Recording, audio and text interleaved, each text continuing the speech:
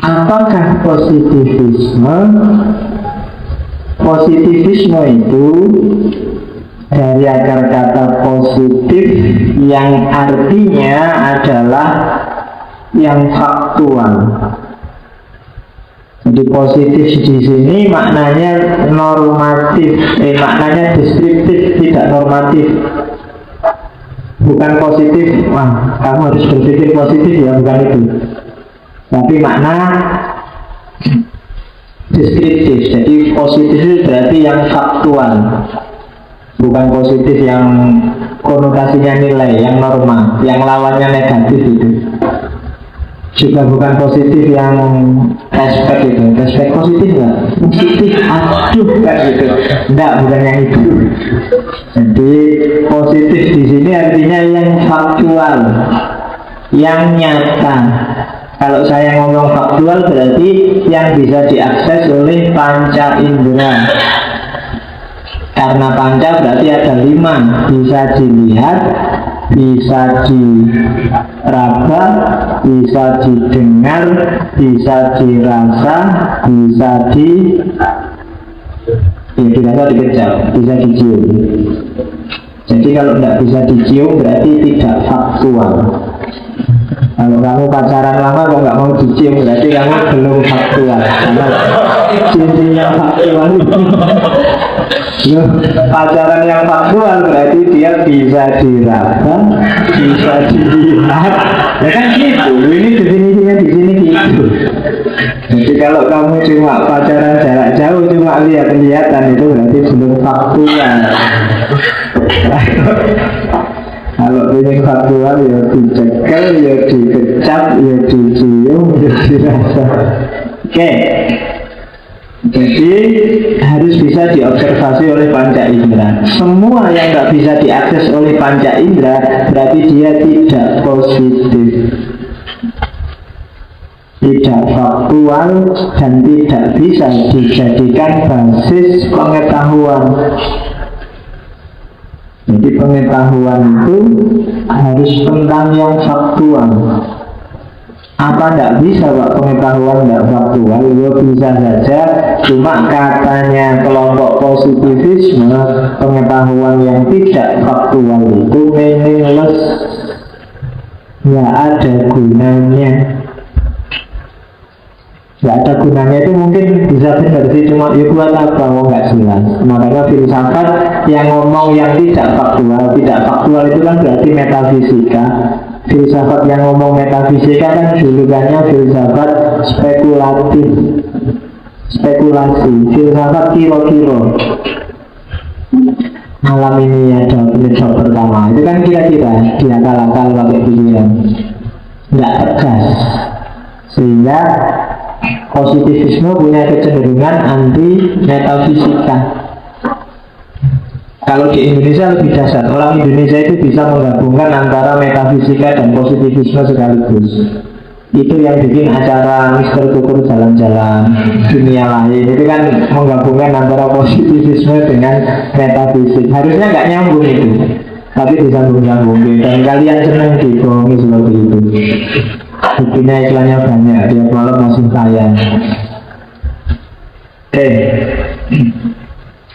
Karena itu kelompok positivis mengkritik pikirannya Immanuel Kant tentang fenomenalisme.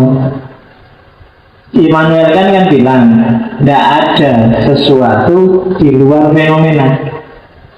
Teh ini sekedar teh, barangnya sendiri orang nggak bisa ngakses. Begitu tak lihat, tak pahami, itu teh menurut aku.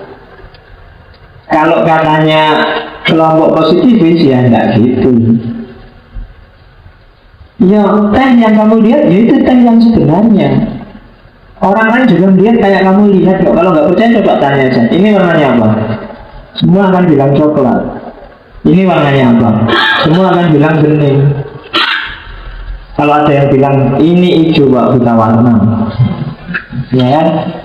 Nengok warnanya apa? Ini kamu bilang hijau Pak. Nggak tahu kalau Madura masih bolak-balik nggak hijau sama biru. Sudah sembuh ya, karena saya punya teman Madura mesti bolak-balik hijau dan biru. Iya. Kalau dimarahi mesti batang. Enggak, memang gitu. Biru itu hijau yang sangat matang. Kalau hijau itu biru yang masih mentah. Jadi doa. Oke. Jadi kelompok positivis anti fenomenalisme. Enggak. Yo sesuatu yang nggak bisa dijangkau ya nggak bisa jadi pengetahuan dong. Nggak bisa dibahas, ngapain diomong. Fenomena ya apa yang kita lihat itu fenomena sudah. Itulah fakta. Apa yang kita dengar, apa yang kita cium, apa yang kita rasain, itulah fakta. Bahwa itu versiku, versimu, enggak ada yang sama kok. Enggak mesti versi itu sama versimu, mesti beda. Kalau urusan fakta biasanya orang melihatnya sama kok. Yang enggak sama itu kan terus ditafsirkan, dicari-cari, yang enggak mesti terus jadi enggak sama. Setiap orang mesti bilang ini warnanya coklat, kalau diminum manis. Kalau dilihat aja warnanya coklat, kalau dipegang agak hangat, kalau dikecap diminum manis. Biasanya sama aja. Kalau kamu nyoba minum ini mesti manis. Ya kan? Berarti faktual ini nggak ngarang. Bukan dasar angsi. Kalau dari angsi ini manis menurut saya. Kalau menurut kamu gimana? Insya Allah juga kamu akan bilang manis. Oh memang rasanya manis. Urusan kurang manis atau kemanisan itu urusan lain. Tapi kan kamu akan bilang manis. Faktanya memang ada gulanya. Itu yang dimaksud oleh positivisme dengan fakta. Laptop ini fakta. Mikrofon ini fakta. Meja ini fakta. Jaket ini fakta. Semua yang bisa kamu lihat, bisa kamu sentuh fakta. Kamu gatel terus garuk-garuk ke belakang punggungmu ini nggak kelihatan, tapi kan fakta bisa kamu raba.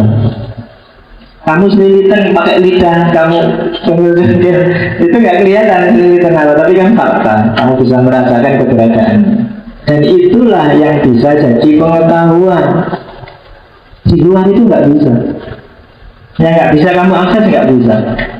Ini dulu bikin laptop ini jujur nggak ya karyawannya, itu kan nggak bisa kamu akses.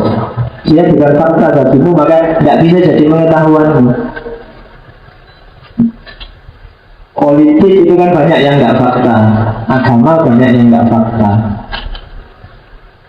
apalagi budaya banyak yang nggak fakta. Kalau nggak fakta dia nggak bisa jadi pengetahuan. Mungkin benar bagimu, tapi dia tidak fakta. Orang nggak bisa mengukur.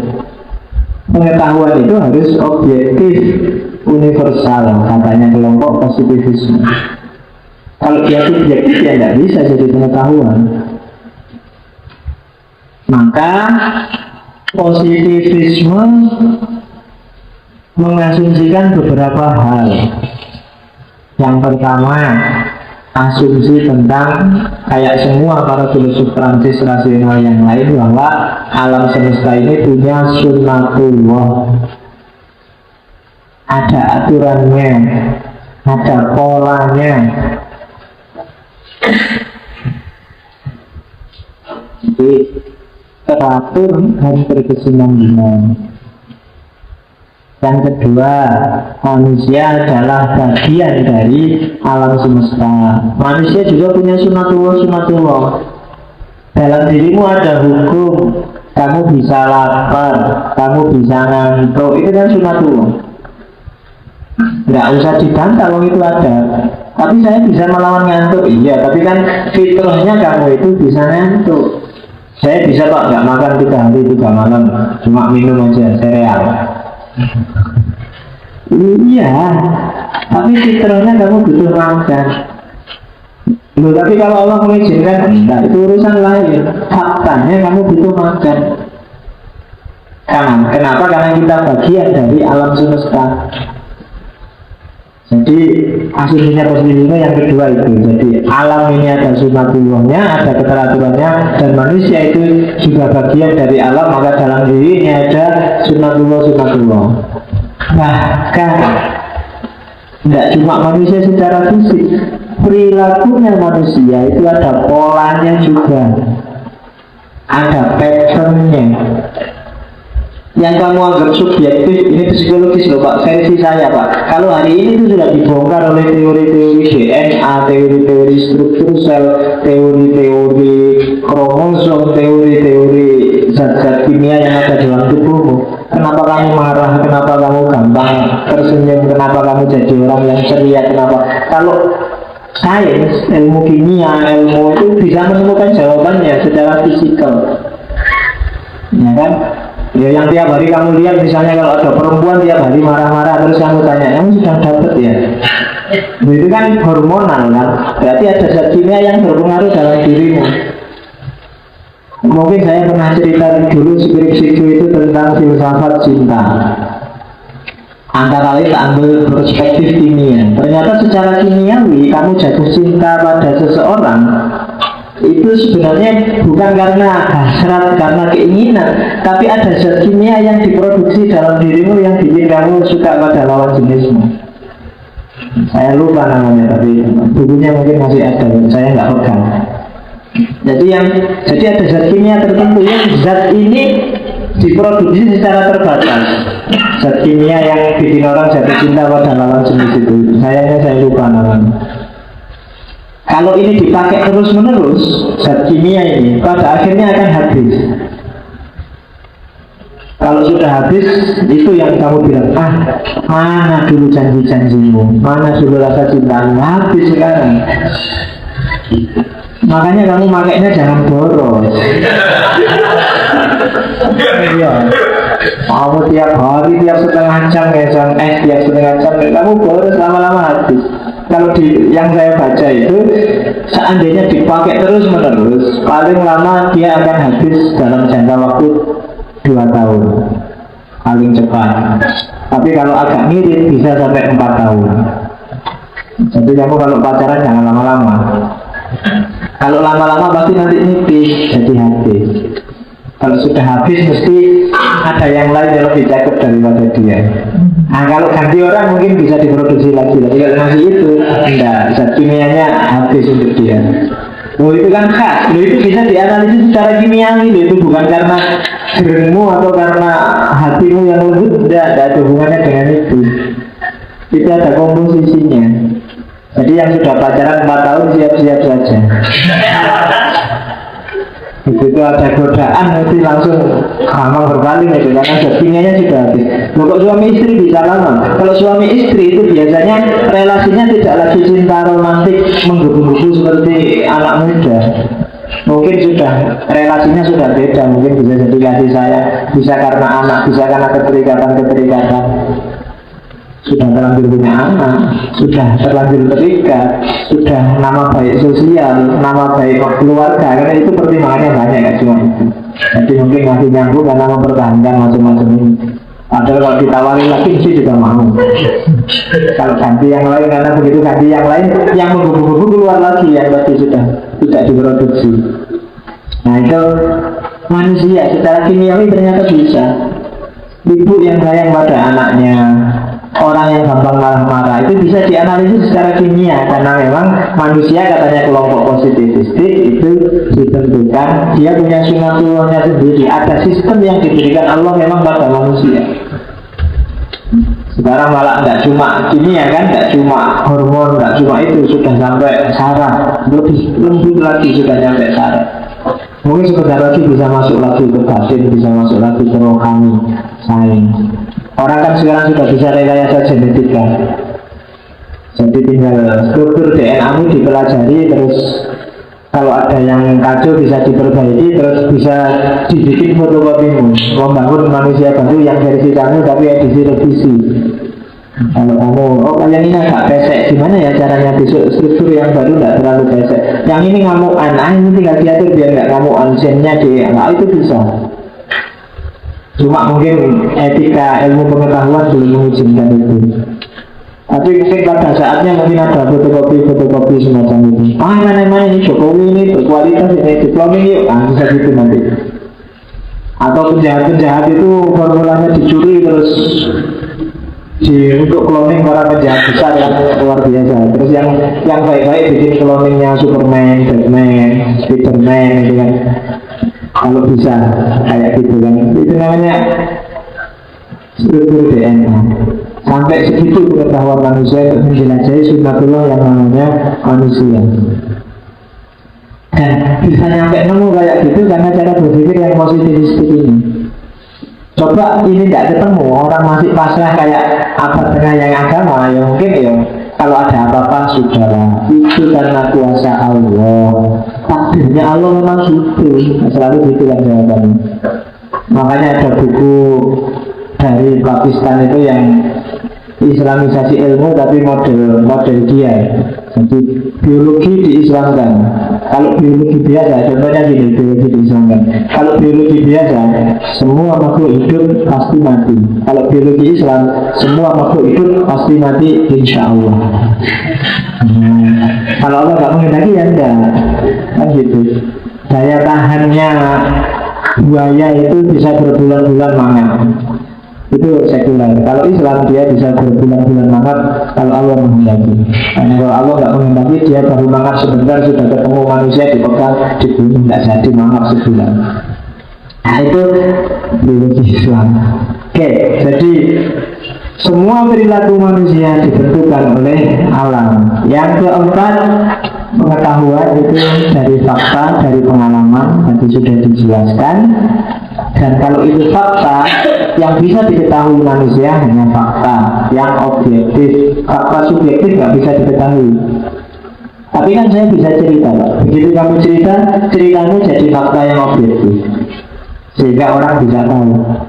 Kalau mesti kamu simpan di batin, ya orang nggak bisa tahu. Orang bisa tahu dari manifestasinya, dan itu bisa keliru. Karena itu fenomena subjektif nggak bisa dijadikan patokan fakta. Jadi pengetahuan itu dasarnya selalu fakta yang objektif. Saya garuk-garuk, itu kan kamu nggak bisa nebak garuk-garuk ini karena gatel, karena jengkel, atau karena iseng, atau karena apa. Yang tahu saya sendiri. Maka tentang garuk-garukku ini kan kamu hanya bisa lihat sebatas satu garuk-garuk. Motifku apa, keinginanku apa, kamu nggak bisa lihat, sehingga kamu nggak bisa menyimpulkan. Terus tidak ada sesuatu yang self-evident. Self-evident itu terbukti dengan sendirinya. Dia harus dibuktikan, dia harus diakses. Nggak kayak ilmu laduni. Kalau ilmu laduni itu kan self-evident. Kalau orang-orang positivistik nggak percaya ilmu laduni, nggak percaya self-evident. Nah, ciri-cirinya sekarang. Ciri-ciri positivisme. Yang pertama, bebas nilai atau objektif.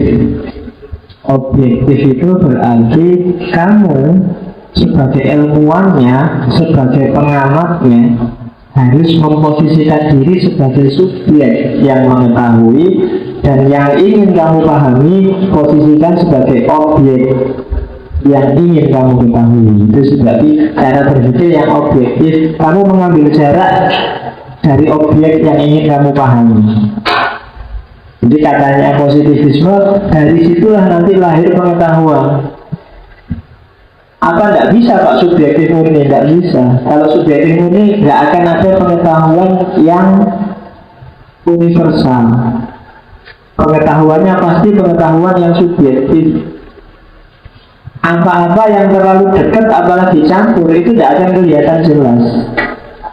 Kamu ngerti tembok itu warnanya hijau kan karena ada jarak antara kamu dengan tembok. Kamu sebagai subjek, temboknya jadi objek. Coba kamu wajahmu tempelkan ke tembok, tidak akan jelas. Itu warna hijau atau putih tidak jelas. Ada baik, ada buruk, ada benar, ada salah, ada cakep, ada jelas. Itu juga kalau ingin tahu kamu harus mengambil jarak. Cakepnya kayak apa? Kalau kamu nempel nggak kelihatan.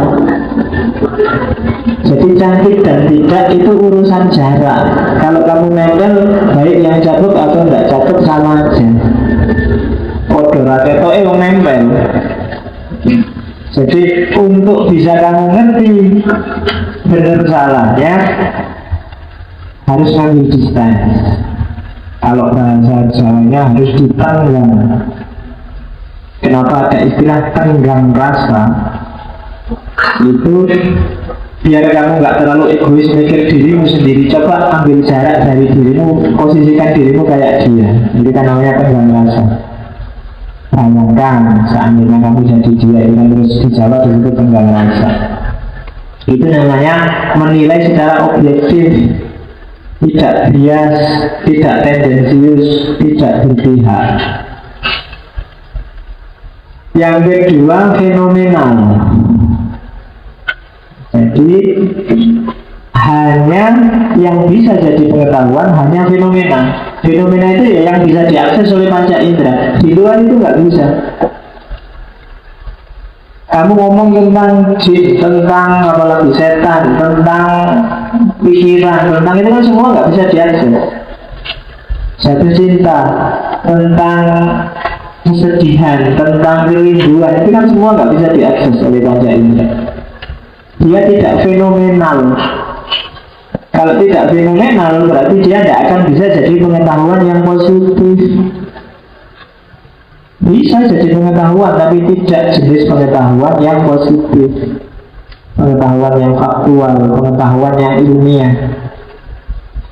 Rinduku padamu setengah mati, belah dadaku, itu pengetahuan. Kamu ngerti kalau dia rindu, tapi ukuran rindu seperti apa faktanya rindu itu susah dijelaskan. Kenapa? Dia ada di balik dunia fenomenal. Dia ada di wilayah yang metafisikal. Itu kan yang bikin kamu selalu kesulitan kan. Iki gombal atau jujur ya. Karena nggak ada buktinya, nggak ada faktanya. Fakta bahwa kamu SMS tiap hari, fakta bahwa kamu ngantar jemput tiap hari, bahwa tiap malam minggu apel, itu kan ada jarak dengan apa benar dalam batinnya dia suka padaku. Kenapa? Karena suka di dalam batin itu bukan fakta, tidak fenomena, nggak bisa diakses, nggak bisa difoto, nggak bisa disentuh. Jadi nggak bisa jadi ilmu. Itu ciri yang kedua. Ciri yang ketiga, normalisme. Positivisme cara berpikirnya adalah individual partikular, tidak universal. Cara berpikirnya cenderung induktif. Jadi memahami teh ya teh ini saja, bukan teh biasanya. Itu normalisme. Faktanya teh ini manis apa enggak ya? Oh enggak apa-apa, yang ngasih takmir biasanya manis. Jangan, akses dulu, minum dulu, simbolkan dulu. Jangan universalitas, tapi partikularitas. Karena fakta itu sifatnya partikular.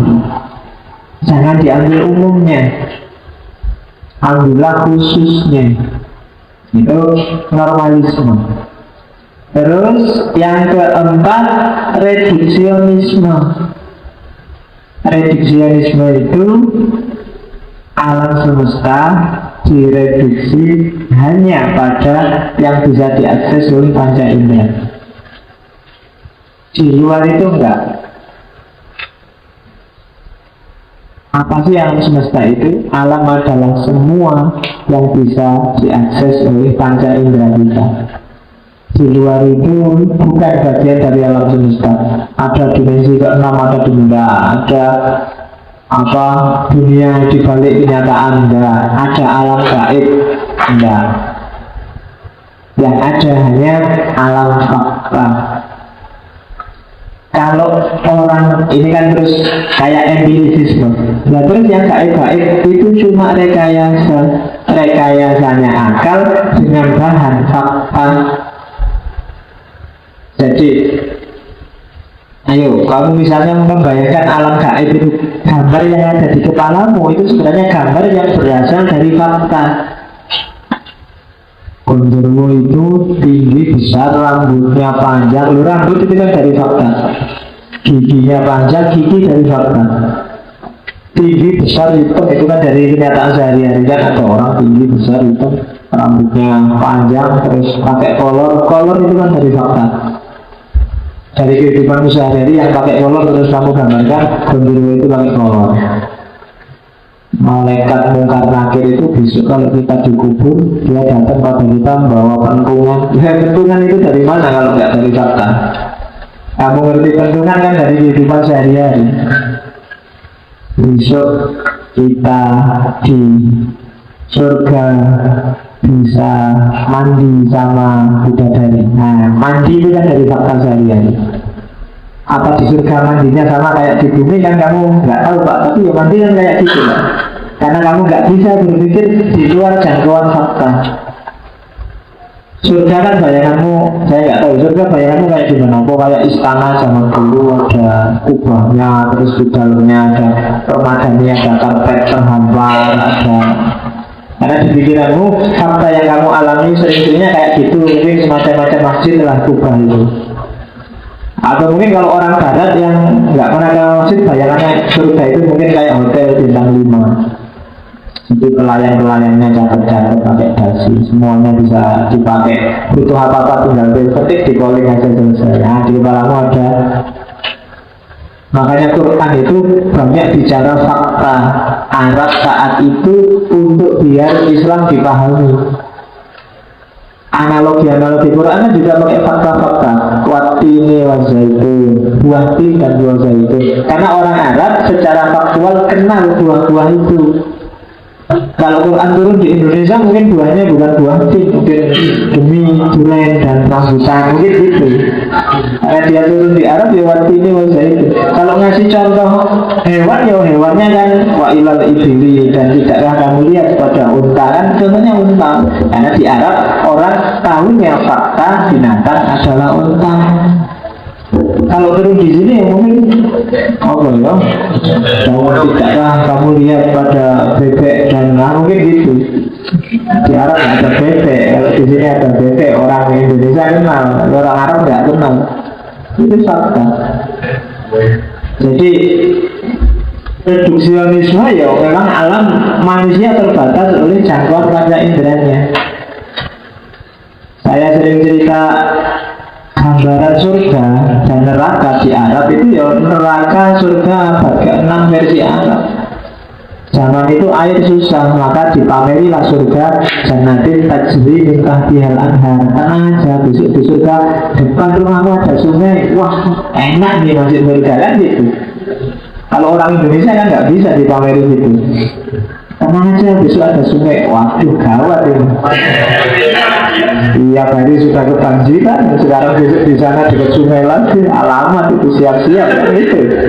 Nggak menarik bagimu karena fakta sungai bagi kamu beda sama fakta sungai di Arab. Mereka senang luar biasa ketika dipameri sungai. Dan alat siksaan neraka itu kan alat siksaan kayak penjara abad ke-6. Kamu di sana akan dipalu, digergaji, ngeri aja. Karena zaman itu adanya itu orang nyiksa itu. Kamu digantung, kamu ditusuk mulai bawah sampai atas, kamu disate, dipanggang. Fakta penyiksaan zaman itu saat itu kayak gitu. Kalau mungkin sekarang itu mungkin beda. Kamu akan ditaruh di polusi listrik, mungkin gitu ya, gambarannya neraka itu. Tapi digambarkan sesuai fakta. Jadi di kepalamu akhirnya neraka itu ya kayak ada di sini kan. Besok di neraka itu ada palunya, ada gergajinya, ada linggrisnya, ada kayak peralatan tukang, pokoknya lengkap semua di neraka. Sementara kalau di surga itu ya tiap kamar ada AC-nya, ada kulkasnya, terus spring bed-nya yang terbaru, terus ada bidadarinya yang siap pakai entai kan gitu. Bayangannya kan gitu terusan kan. Nah itu semua kan sebenarnya fakta, barang-barang yang bisa kamu temui setiap hari. Kenapa kok bisa begitu? Karena kita tidak bisa berpikir di luar fakta. Yang metafisik pun kita gambarkan sesuai fakta. Dan setelah reduksionisme ada naturalisme. Kalau naturalisme ya fakta itu basisnya ada pada nature, ada pada alam. Penjelasannya harus penjelasan alamnya. Dan alam itu bekerja, ada sunatullahnya. Maka ciri yang terakhir mekanistik, mekanisme. Ada patternnya sendiri-sendiri, ada polanya. Ayat alam ini kayak mesin yang besar. Jadi objektif, fenomenal, normal, reduksionis, naturalis, dan mekanis.